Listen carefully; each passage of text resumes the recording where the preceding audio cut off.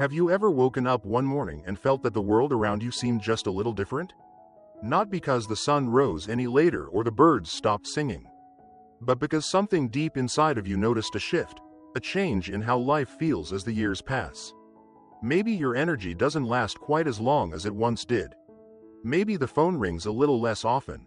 Maybe, just maybe, the things that used to feel simple now require a bit more thought, a bit more care. If you've felt this, you are far from alone. Life after age 80 is a chapter that no one truly prepares us for.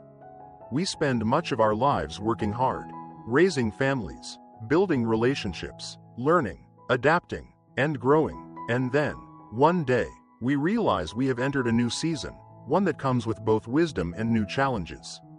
Ones that are rarely discussed openly. Today, I want to have a conversation with you about this season of life. Not in a clinical or medical way, but in an honest, human way, heart to heart. Because after all, this is not just about numbers or charts. It's about how it feels to wake up each day and navigate the changes that quietly shape our lives after 80.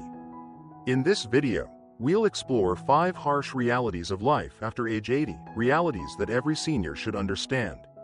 Not to fear them, but to embrace them with eyes wide open. Because when we can name what we're going through, when we can talk about it openly, we take away its power to isolate us. And instead, we build strength, both for ourselves and for each other. And before we begin, if this conversation resonates with you, or if you know someone who might benefit from hearing these words, please take a moment to like this video or leave a comment below.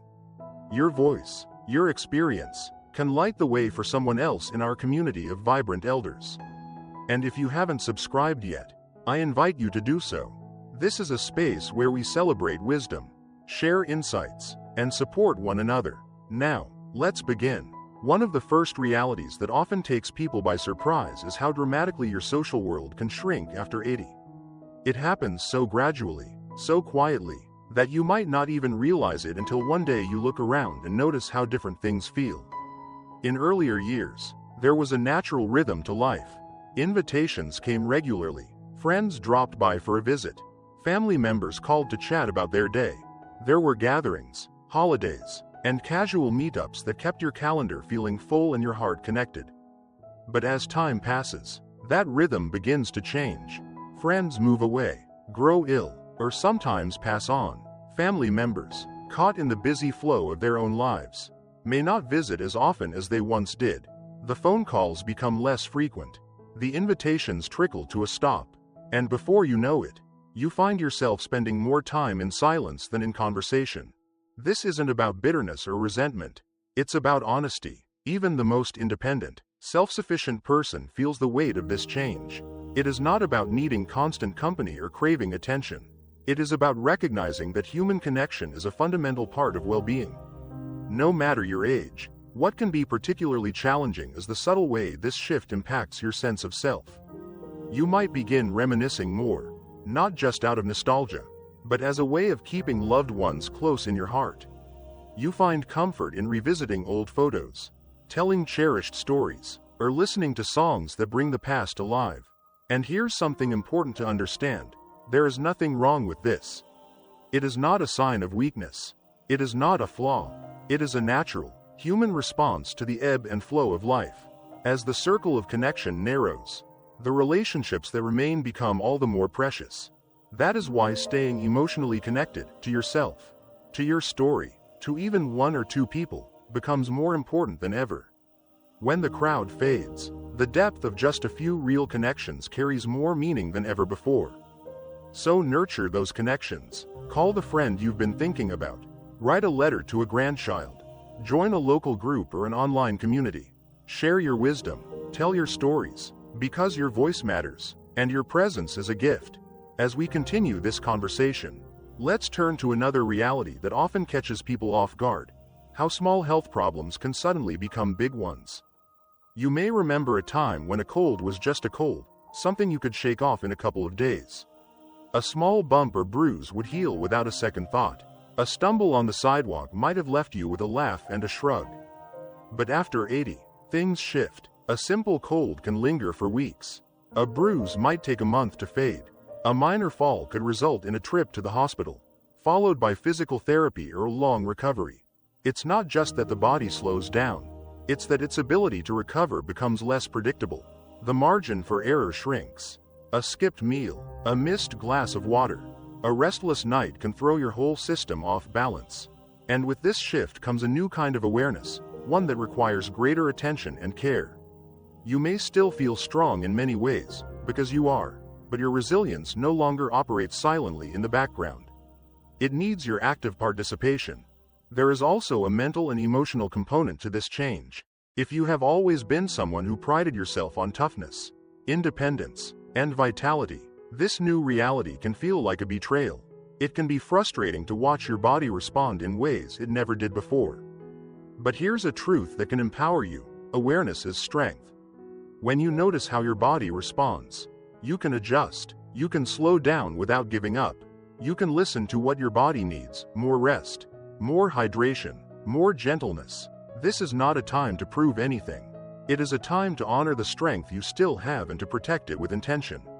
Sometimes the most courageous act is allowing yourself the space to heal fully, without guilt or self-judgment. So be kind to yourself. Be patient. Give your body the care it deserves. And know that by doing so, you are not surrendering. You are choosing to live wisely and well. Now, let's move forward. There is another shift we need to explore, one that can quietly shape how we experience the world around us. Now, let's move forward. There is another shift we need to explore, one that can quietly shape how we experience the world around us, and it can be one of the hardest to talk about. It is the quiet loss of visibility in social spaces. Have you ever walked into a room, maybe a family gathering, a local event, or even a casual lunch, and noticed that the energy didn't quite shift the way it used to? Once upon a time, your arrival might have sparked conversation, turned heads, drawn a warm welcome, but now it feels different. People are polite, but distracted. Conversations move around you rather than with you. You find yourself waiting longer to be acknowledged, speaking but sometimes not quite being heard. At first, this is easy to dismiss. Oh, everyone's busy, you might think, but over time, the pattern becomes clear. It is not personal, it is cultural. Our modern world moves fast. It values the new, the next, the youthful, and in that race toward what's ahead, it often forgets to honor the voices of those who've already walked the path, who hold the wisdom of experience. This is not about bitterness. It's about truth. The truth is that many older adults feel increasingly invisible, not because they've lost value, but because the world is conditioned to overlook them. It is a painful irony. You have lived through decades of change. You have raised children, built careers, survived loss, celebrated love, and yet, somehow, in a room full of people, your presence can feel muted.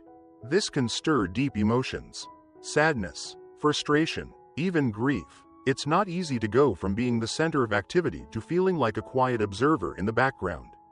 And it's even harder when no one seems to notice the shift, when well-meaning friends and family simply carry on, unaware of how their distracted interactions impact you. But here is something I want you to remember. You are not invisible. Your worth has not faded. Your voice still carries weight, perhaps more than ever. The culture around us may not always see it, but those who take the time to truly listen will discover treasures in your words, your stories, your presence, and you have the power to remind them, gently, persistently, that your voice matters. So speak up, share your experiences, tell the stories only you can tell. Don't shrink yourself to fit a world that forgets to honor its elders. Instead, be a quiet force, a living testament to dignity, resilience, and wisdom. And when you do encounter those moments of invisibility, give yourself grace. It is not a reflection of your worth. It is a reflection of a society that too often rushes past what matters most. Now, as we continue, let's talk about another reality, one that is perhaps even more personal: the narrowing of your daily life. This is a shift that sneaks in softly, almost imperceptibly, until one day you realize how much your world has changed. In younger years, your life was full of places to go, people to see, things to do. You moved through the world with a sense of freedom, purpose, and connection. Errands were an opportunity to chat with a neighbor. Lunch with friends was a regular joy. Special events and spontaneous adventures added spark to the days. But after 80, the landscape begins to shift. Not all at once, but little by little. Perhaps you start going out less, not because you don't want to, but because things feel farther, harder, or more tiring. The thought of navigating a crowded store or a busy restaurant feels overwhelming. The energy required to plan a trip, even a small one, sometimes feels like too much. Friends who once filled your calendar move away, fall ill, or pass on. Favorite shops close. Familiar faces at community events are no longer there. And with each small change, the world feels a bit smaller, a bit quieter. At first, this shrinking of your daily life might seem like a minor adjustment. But over time, it can carry a heavier emotional weight. The loneliness that creeps in isn't always obvious. It starts as background noise, a little extra silence here, a little more time alone there. But gradually, it can settle in like a fog. You may find yourself feeling disoriented, even lost, as the once familiar contours of your life fade away. And that feeling can be deeply unsettling, especially for those who have always valued independence and connection. But here is something vital to understand. What you are feeling is not weakness. It is not failure. It is grief, a natural, human response to loss. You are grieving the familiar routines, the spaces that once felt like home, the faces that once brought joy. And it is okay to grieve. It is okay to feel the sadness of watching chapters of life close. Yet even as one world narrows, another can still expand. The expansion may not come from grand adventures or distant travels. It may come from the depth of small moments, a heartfelt conversation, a new friendship, a simple walk in the fresh air.